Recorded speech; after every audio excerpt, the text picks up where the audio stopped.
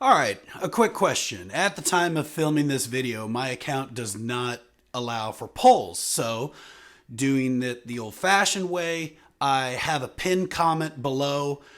If you have heard of Louder or have used its services, I'd like you to like that comment. I actually do not expect a lot of likes on that comment, and this video will explain why. What's up, everybody? Jared Foil Wrap Foils here, and in this video we are going to cover DMCA, licensing for cover songs on YouTube, and what happened and what you can do in the future. Now, full disclosure, there are many different kinds of music licensing, and this video is only going to cover the performance license. So if you're wanting to add that Cardi B song to your next YouTube video, unfortunately, you're on your own there. Oh, no, wait, don't go yet. This video will still be very informative and useful. Just please stay with me. Okay, first of all, what is the DMCA? Well, it stands for Digital Millennium Copyright Act.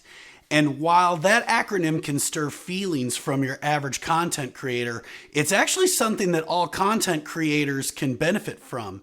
If you create a movie, a song, or art of any kind digitally, the DMCA will protect your work monetarily.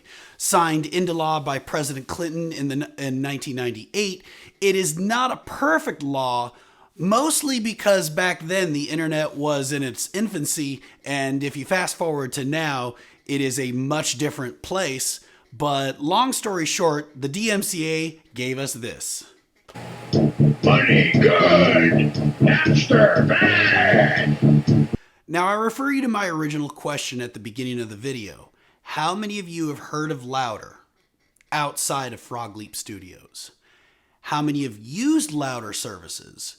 Since I'm sure only 3 of you have liked that comment below, I will explain for the rest of us. Louder was a website that took care of everything when it came to cover song licensing. They operated in the mid-teens, and that feels really weird to say. Wow, I'm old. It created so much of an easy mode that they even worked with Google and made uploading cover songs to YouTube that much of an easy mode.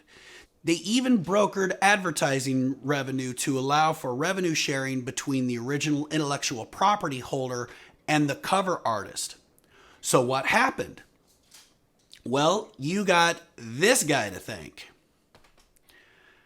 In 2018, Spotify acquired Louder and essentially dismantled their licensing services. Spotify will help you license your own material, but they are not interested in helping you license cover songs. In fact, their website explicitly forbids the use of Spotify in a commercial setting and directs you to a site that allows you to play generic background music. Cool. So what are we supposed to do? Well, there is a way, but it's difficult. In short, you now have to do the diligence that Louder did, and it includes putting money up front. You must obtain a performance license with a performance rights organization. These are companies like Broadcast Music Incorporated, BMI, the American Society of Composers, Authors, and Publishers, ASCAP, or the Society of European Stage Authors and Composers.